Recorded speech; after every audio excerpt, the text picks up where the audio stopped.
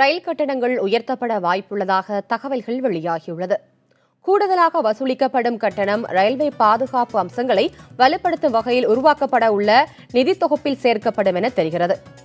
Railway பாதுகாப்பு கட்டமைப்புகளை வலுப்படுத்துவதற்காக 1,20,000 கோடி ரூபாய் மதிப்பில் நிதி தொகுப்பை உருவாக்க அத்துறை திட்டமிட்டுள்ளது.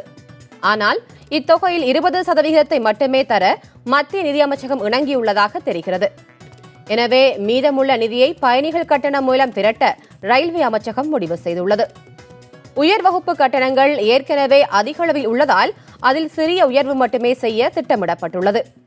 அதே சமயம் 2ஆம் வகுப்பு மற்றும் 2ஆம் வகுப்பு படுக்கை வசதி ஆகிய பிரிவுகளில் கணிசமான கட்டண உயர்வை அறிவிக்க ரயில்வே அமைச்சகம் திட்டமிட்டுள்ளதாக தெரிகிறது.